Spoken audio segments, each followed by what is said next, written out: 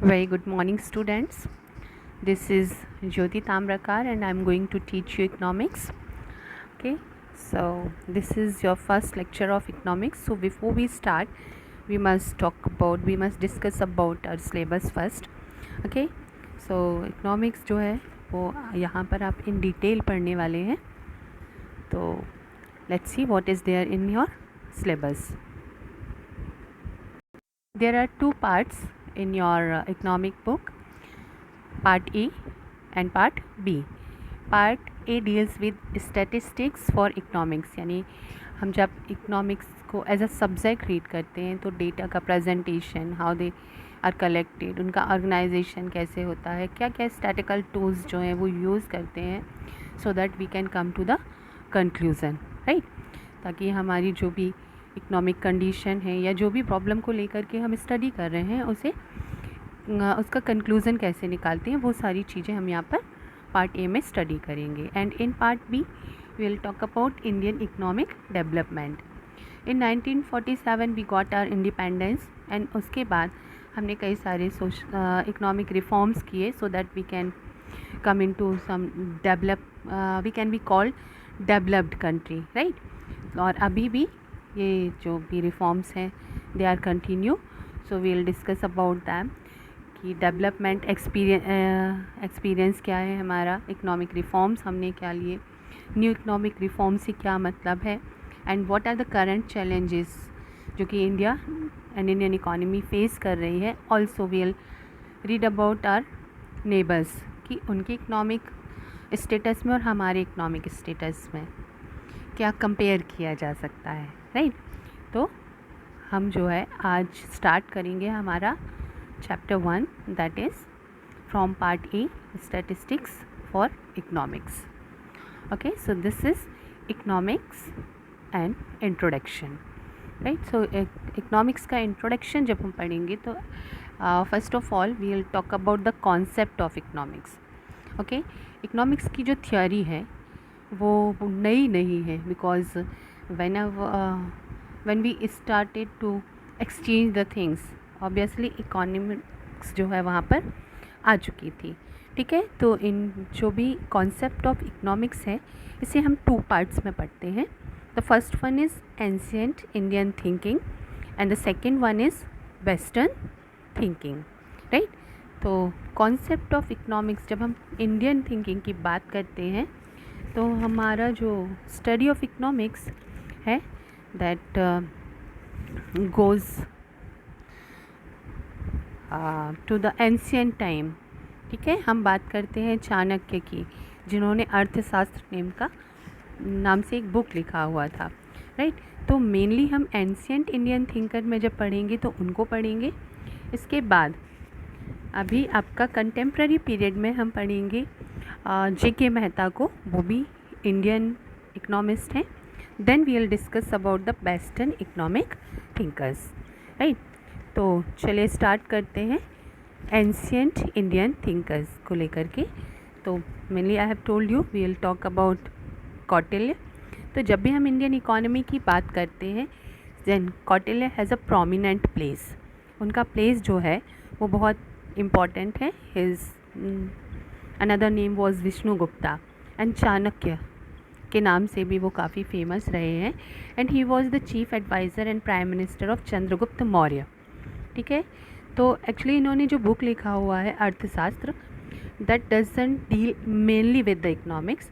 वो गवर्नमेंट कैसे रन करें, क्या एडमिनिस्ट्रेशन था, उसको लेकर के बात करती है. लेकिन जब हम बात करते हैं गवर्नमेंट की, जब हम बात करते हैं एडमिनिस्ट्रेशन की, तो ऑब्वियसली इकोनॉमी उसका मेन पार्ट होती है, ठीक है. Because you need money to run your government, ठीक है. आप अगर अपनी कंट्री को डेवलप करना चाहते हैं, प्रोग्रेस उसमें करना चाहते हैं, तो ऑब्वियसली वहाँ पर मनी इन्वॉल्व हो ही जाता है, ठीक है. तो पॉलिटिकल एंड एडमिनिस्ट्रेटिव सिस्टम जो भी है वहाँ पर आपका इनकम एंड एक्सपेंडिचर का पैटर्न क्या रहा है, ये सारी चीज़ें इन्होंने अर्थशास्त्र में डिस्क्राइब की हैं, राइट.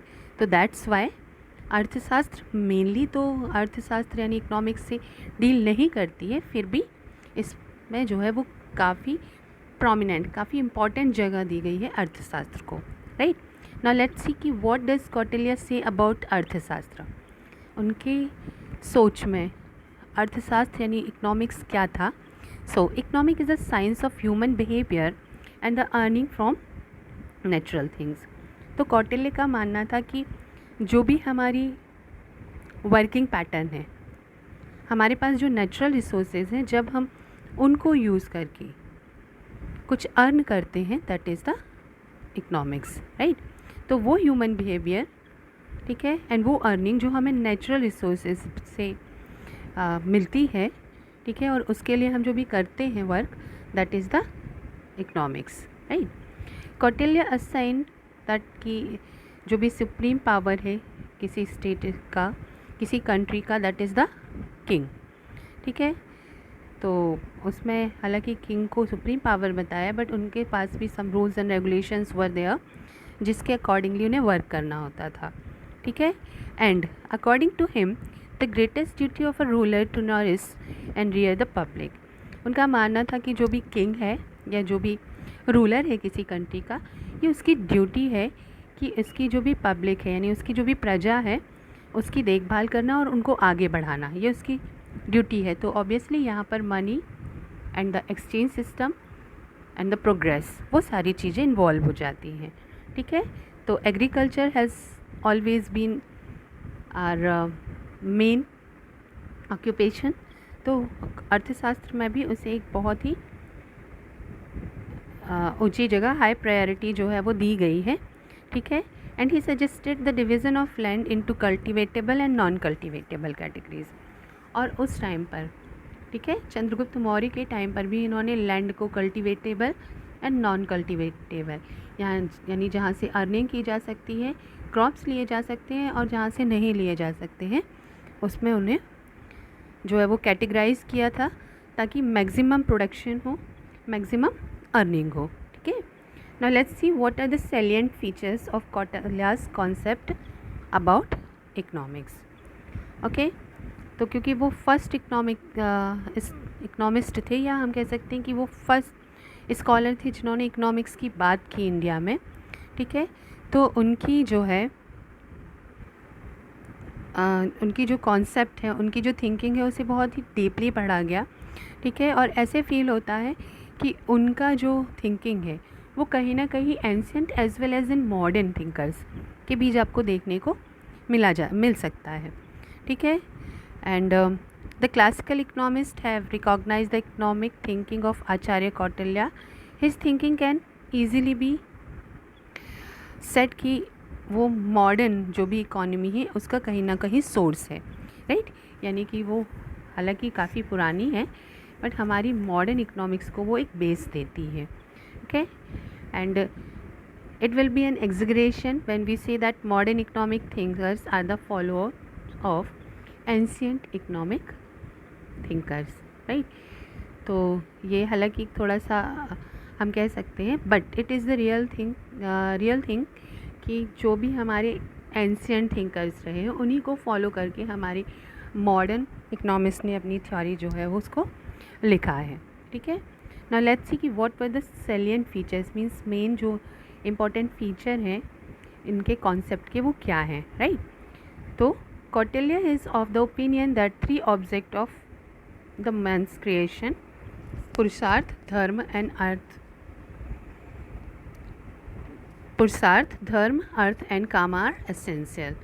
तो क्योंकि हम बात कर रहे हैं एंशिएंट फिलॉसफी से, एंशिएंट इकोनॉमिक्स की, तो वहाँ पर एंशिएंट फिलॉसफी आपको देखने को मिलेगी, ठीक है। तो कौटिल्य का मानना था कि जो इंसान है उसके क्रिएशन यानी ह्यूमन बीइंग के होने के 3 रीज़न है, ठीक है, और दैट इज़ कॉल्ड पुरुषार्थ। उसे पुरुषार्थ कहा है उन्होंने, जिसमें धर्म, अर्थ और काम, राइट। धर्म आप समझते हैं religion, earth means money and काम मीन्स एक्शंस, राइट। तो ये तीनों चीज़ें ही इंसान के होने का रीज़न है। Economic is an essential part of Vedas and their subordinate branches. और आपको पता होना चाहिए कि इकोनॉमिक्स की स्टडी हमें वेद और उसकी जो भी ब्रांचेस यानी जो भी हमारे स्क्रिप्चर्स हैं उनमें आपको इकोनॉमिक्स के बारे में पढ़ने के लिए मिल जाएगा। मतलब इकोनॉमिक्स से की जो भी थियोरी है या इकोनॉमिक्स की जो भी चीज़ें हम यहाँ पर स्टडी करते हैं, ठीक है, जो भी टॉपिक्स हैं वो आपको वेदों में भी पढ़ने को मिलेंगे और उसकी जो अदर ब्रांचेस हैं वहाँ भी पढ़ेंगे, ठीक है। एंड पुराना जो है वहाँ पर भी आपको इकोनॉमिक्स पढ़ने मिलेगा, क्योंकि वहाँ पर डीप एंड डिटेल डिस्क्रिप्शन दिया हुआ है about the trade, right, and other religious activities. And you must know that कि कोई भी एक्टिविटी आप कर रहे हैं तो वहाँ पर मनी इन्वॉल्व होता ही है, ठीक है। And the human life has been divided into artha, dharma and काम। इन्होंने जो फर्स्ट सैलिएंट फीचर बताया है यानी पुरुषार्थ बताया हुआ है, उसमें ये तीनों आना ही आना है, ठीक है। और यहाँ पे सबसे ज़्यादा इम्पोर्टेंस जो है that has been given to the artha. Artha means money, right. तो मनी को जो है वो काफ़ी ज़्यादा इम्पोर्टेंस दी गई है। क्यों? क्योंकि आप अगर कुछ भी करना चाहते हैं तो यू शुड हैव मनी, आपके पास में अर्थ यानी पैसा होना ज़रूरी होता है, ठीक है। So according to him the root of pleasure is religion and the root of dharma is artha and the root of artha is government. तो उनका मानना है कि सुख जो है वो हमें रिलीजन से यानी धर्म या धार्मिक कार्यों से मिलता है। मैं आपको बता रही हूँ दैट हम एंशिएंट थिंकर को पढ़ रहे हैं तो वहाँ पर हमें अपनी फ़िलॉसफी, इंडियन फ़िलॉसफी पढ़ने को मिलेगी, राइट। तो उनका मानना है कि सुख जो है आपको अपने धर्म का पालन करने से मिलता है। तो धर्म doesn't mean with the religion only. धर्म यहाँ पर जो आपकी ड्यूटी है दैट इज़ योर धर्म, राइट। तो और जो धर्म है उसका रूट है अर्थ, यानी बिना पैसे के, बिना अर्थ के आप अपने धर्म को फॉलो नहीं कर पाएंगे, अपनी ड्यूटीज़ को आप कंप्लीट नहीं कर पाएंगे। और अर्थ कब मिलेगा यानी मनी आपके पास कब होगा? जब आपकी गवर्नमेंट प्रॉपरली रन कर रही होगी, ठीक है। तो ऑब्वियसली अगर आप सुखी और संपन्न रहना चाहते हैं तो अर्थ होना ज़रूरी है, साथ ही साथ एक प्रॉपर गवर्नमेंट एंड रेगुलेशन का एक पैटर्न जो है वो होना ज़रूरी है, ओके। सो उन्होंने कौटिल्यन का सजेशन था कि जो भी रूल्स एंड रेगुलेशन शास्त्रों में दिए गए हैं उनको अगर हम फॉलो करेंगे तो हमारा इकोनॉमिक सिस्टम प्रॉपरली चल पाएगा, ठीक है।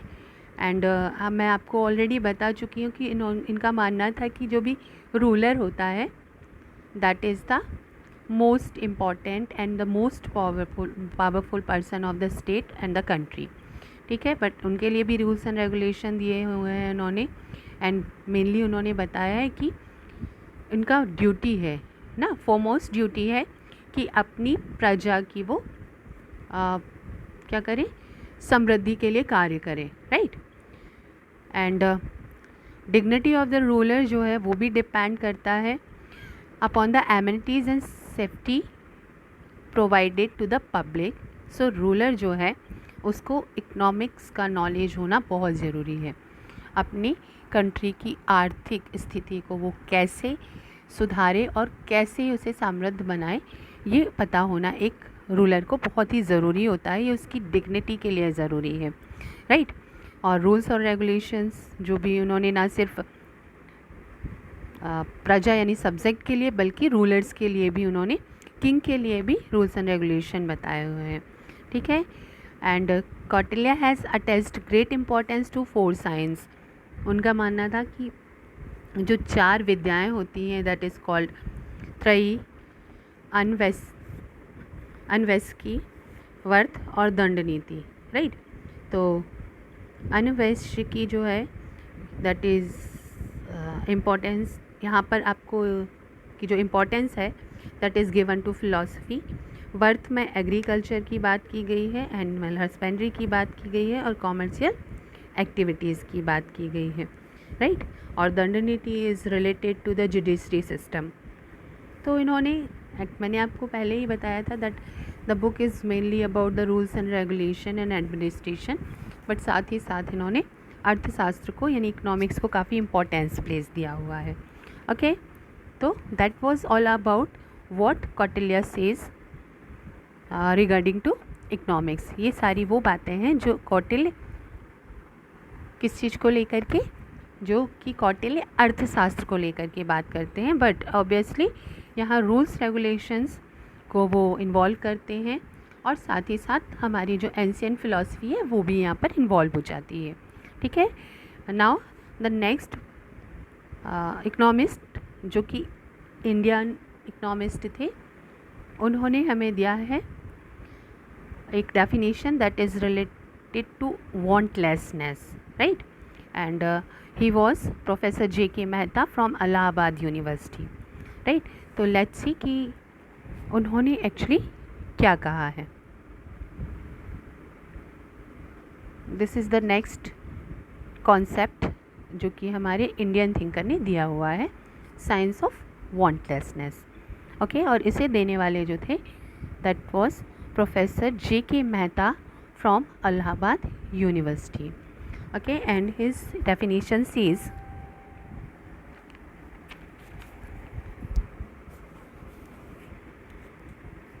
economic is a science that studies human behavior as an attempt to reach the state of wantlessness। उनका मानना था कि इकोनॉमिक्स जो है एक ऐसा साइंस है जो कि स्टडी करता है उस ह्यूमन बिहेवियर को जो कि वांटलेसनेस, यानी जहाँ पर हमारी इच्छाएं जो हैं वो ख़त्म हो जाएं, ऐसी स्टेट में हम कैसे पहुँचें। तो इसके लिए जो भी हम अटैम्प्ट करते हैं, जो भी हम कोशिश करते हैं, उसी बिहेवियर के बारे में जब हम स्टडी करते हैं तो that is the economics, right. तो यहाँ भी आपको ध्यान रखने की चीज़ ये है कि इनका जो डेफिनेशन ऑफ वांटलेसनेस है प्रोफेसर J.K. मेहता का, that is totally based on philosophy. ठीक है, वो फिलॉसफी जो किसी ह्यूमन बीइंग को सेंटली बनाती है, यानी संत की तरह की स्थिति में पहुंचा देती है, क्योंकि एक सेंटली पर्सन ही हो सकता है जिसके पास में वांट्स जो हैं वो बिल्कुल भी ना हो, जिसकी इच्छाएं पूरी तरह से ख़त्म हो चुकी हैं, राइट। तो अकॉर्डिंग टू J.K. मेहता हमारे पास बहुत सारी वांट्स होती हैं, हमारी इच्छाएं होती हैं, ठीक है, and that is an obvious thing कि जब हमारी एक वांट यानी हमारी एक इच्छा पूरी हो जाती है तो उसकी जगह पे हमारी दूसरी वांट या हमारी दूसरी इच्छा जो है वो आ जाती है, और जब दूसरी होती है तो तीसरी, मीन्स हमारी जितनी भी वांट्स हैं वो अगर हम फुलफ़िल करते हैं तो we have another new want, हमारे पास एक और नई इच्छा जो है वो आ जाती है। तो इच्छाएं कभी ख़त्म नहीं होती हैं, right. And this is also natural कि अगर हमारी कोई इच्छाएं हैं that those are not satisfied, right, तो क्या होता है कि जो भी ह्यूमन बीइंग है उससे अनसेटिस्फाइड होने की वजह से काफ़ी सॉरो एंड पेन फील होता है, ठीक है। तो a man should control his wants to achieve maximum satisfaction. तो J.K. मेहता का मानना है कि अगर आप मैक्सिमम सेटिस्फेक्शन चाहते हैं, आप संतुष्टि चाहते हैं, तो आपको अपनी इच्छाओं को कम करना होगा, ठीक है। सो क्योंकि इनका मानना है कि हम अपनी इच्छाओं को कम कर दें तो हमें मैक्सिमम सेटिस्फेक्शन मिलेगा।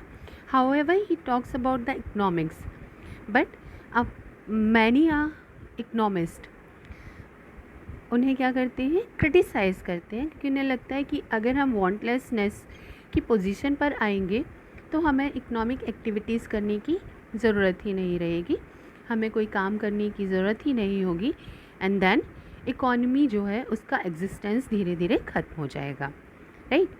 Now let's see what are the basis of definition that has been given by J.K. Mehta. उन्होंने जो डेफिनेशन दी है उसका बेसिक क्या है। So he says human wants are the cause of sorrow. जब भी हमारे पास वांट्स होती हैं, हमारी इच्छाएं होती हैं, ठीक है, तो they are the cause of sorrow, क्योंकि जब वो पूरी नहीं होंगी तो हमें बुरा लगेगा, we will feel very much sad, ठीक है। तो हमारी जो भी वांट्स हैं those are the cause of sorrow, okay, and man is always busy in satisfying those wants and needs. जो भी हमारी इच्छाएं हैं उनको पूरा करने के लिए ही हम काम करते रहते हैं, तो that's why people are always busy. And now he says in third sentence that कि अगर हम अपनी वांट्स को रिड्यूस कर देंगे, अगर हमारी इच्छाएं ख़त्म हो जाएंगी तो we will lead some happy life. हमारी जो लाइफ होगी वो क्या होगी, that will be happier, right? And economics can help man by satisfying his reduced wants to reach the state of wantlessness. अब उनका मानना है कि जो इकोनॉमिक्स है वो क्या करेगा, हमारी जो रिड्यूस्ड वांट होंगी, यानी हम अपने आप पर कंट्रोल करें, हम अपनी इच्छाओं पर कंट्रोल करें, और जो बची हुई इच्छाएं हैं उनको पूरा करने के लिए इकोनॉमिक्स हमें हेल्प करेगी, ठीक है। तो प्रोफेसर जे के मेहता जो है, he hold that objective of maximum satisfaction can not be achieved by multiplication of wants but by minimisation of wants. तो उनका मानना है कि हमारा जो मैक्सिमम सेटिस्फैक्शन है, यानी हम कह सकते हैं कि हमारी जो सही एंड रियल खुशी है वो हमें कब मिलेगी, जब हमारी इच्छाएं कम हो जाएंगी। अगर हमारे पास बहुत सारी वांट्स हैं, बहुत सारी नीड्स हैं, तो हम कभी भी हैप्पी नहीं होंगे, okay. If the wants remain unsatisfied, तो ऑब्वियसली हम जो है वो बुरा फील करेंगे, ठीक है। तो यही अच्छा है उनके अकॉर्डिंग कि हम अपनी वांट्स को कम कर लें, जब वो कम होंगी तो हम उन्हें सेटिस्फाइड कर पाएंगे, ठीक है। तो actually he gives an idea of idealism, ठीक है। एक आदर्शवादी समाज की वो कल्पना करते हैं जहाँ पर लोग जो हैं वो बहुत ही कम इच्छाएं उनके पास होंगी, और उन कम इच्छाओं को पूरा करने के बाद वो हैप्पी फील होंगे, और उसके बाद जो इच्छाएं बची हुई हैं उनको पूरा करने के लिए हम जो काम करेंगे वहाँ पर हमें इकोनॉमिक्स हेल्प करेगी, वहाँ पर हम अर्न करेंगे, एंड अकॉर्डिंगली हमारी जो भी बची हुई वांट्स हैं उनको हम पूरा कर पाएंगे और हम खुश रह पाएंगे, okay. Now let's see what are the characteristics of this definition. ये जो डेफिनेशन ऑफ वांटलेसनेस है उसके कैरेक्टरिस्टिक्स मीन्स विशेषताएं क्या है। So the first one is laser. Laser means खाली समय, आराम का समय। तो प्रोफेसर मेहता जो है उनकी डेफिनेशन में laser is a very important thing, क्योंकि जब हमारे पास में बहुत सारी इच्छाएँ नहीं होंगी तो obviously we would have some leisure time, और वहाँ पर हमें हैप्पी फील होगा, हम ज़्यादा खुश होंगे। Next is method of pleasure, ठीक है। तो इन्होंने 2 मेथड्स हमें बताए हैं जिससे हमें खुशी या आनंद मिल सकती है। First one is to coordinate the external power with the mind, ठीक है। तो यहाँ पर भी ये एडजस्टमेंट की बात कर रहे हैं कि हमारी जो भी एक्सटर्नल पावर है, हमारी जो एक्सटर्नल नीड्स हैं उनको हम अपने माइंड से कंट्रोल कर लें, ओके।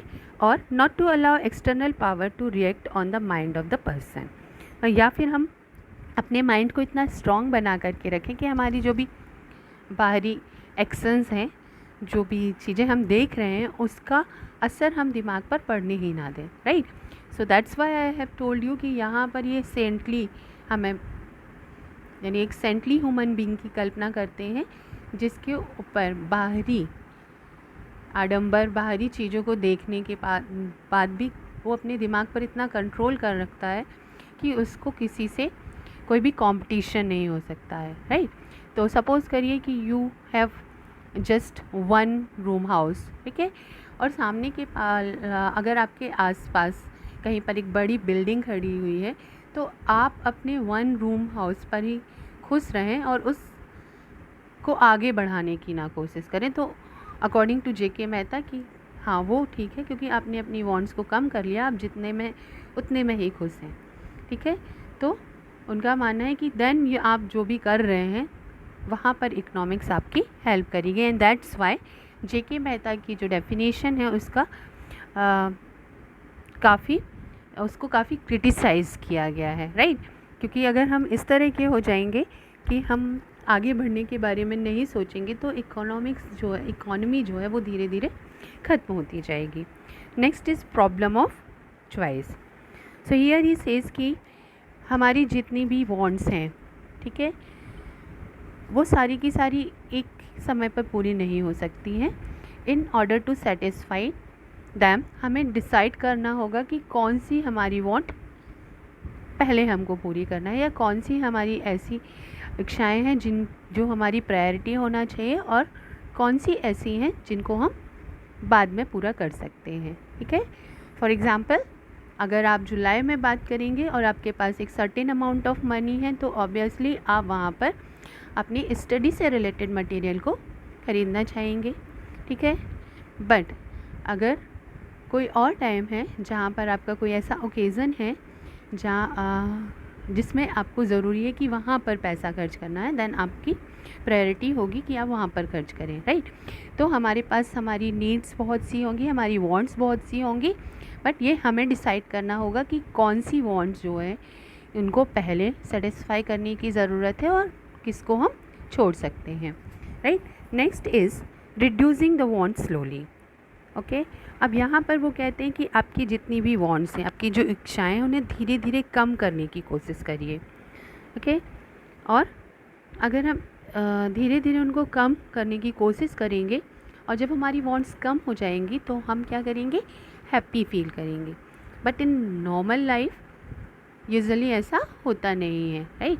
अगर आप अपनी इच्छाओं को ख़त्म करने के बारे में सोचेंगे तो भी आपको पेन फील होता है। But according to J K Mehta, अगर हमारे पास कई सारी वांट्स हैं और हम उनको सेटिस्फाई नहीं कर पा रहे हैं तो पेन फील होगा, इसलिए हमें वांट्स को रिड्यूस कर देना चाहिए, उनको ख़त्म कर देना चाहिए, ठीक है। Next is state of equilibrium, ठीक है, यानी स्टेट ऑफ बैलेंस। कैसे हम बैलेंस बनाएं, ठीक है। तो यहाँ पर क्या करना है, it is the human nature कि हमें स्टेट ऑफ इक्विलिब्रियम पर आना ही होता है। यहाँ पर भी सेम थिंग कि हम क्या करें, प्रॉब्लम ऑफ चॉइस, हमें पता होना चाहिए कि कौन सी हमारी नीड हमें पहले पूरी करनी है, क्या कौन सी ऐसी वांट है जिसे हमें अभी पूरा करना है और कौन सी ऐसी वांट्स हैं जिन्हें हम आगे समय के लिए छोड़ सकते हैं, ठीक है। तो वहाँ पर हमें संतुलन बनाना होता है हमारी अर्निंग के बीच में और हमारी वांट्स के बीच में। तो that is the state of equilibrium. Next is minimising. The next one is minimising want. तो वही जो रिड्यूसिंग योर वांट्स, अगर आप अपनी वांट्स को कम करते जाएंगे तो जितनी बची हुई वांट्स हैं आप उन्हें सेटिस्फाई कर पाएंगे and then you will feel happy, क्योंकि वांट्स जो होती हैं दे आर एंडलेस, ओके। एक के बाद एक आपकी इच्छा जो है वो बढ़ती रहती है, ठीक है। और जब हम उन्हें फुलफ़िल नहीं कर पाते हैं, उनको सेटिस्फाई नहीं कर पाते हैं तो पेन फील होता है। सो प्रोफेसर मेहता सेज कि इससे अच्छा है कि आप अपनी वांट्स को कम कर लें, ठीक है, तभी आपको मैक्सिमम सेटिस्फेक्शन मिल पाएगा। Now here we are have some of the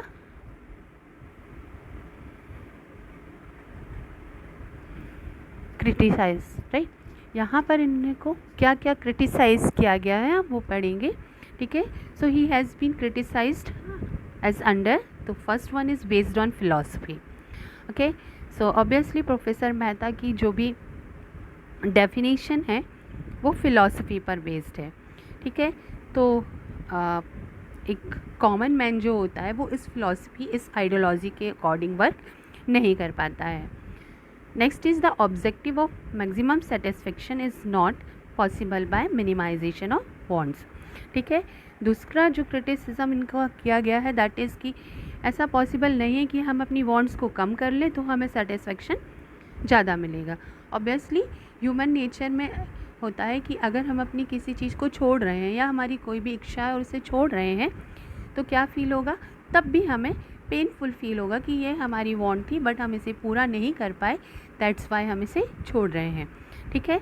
तो हमारा मैक्सिमम सेटिस्फेक्शन जो है वो मिनिमाइजेशन ऑफ वांट्स की वजह से हमें नहीं मिलने वाला है।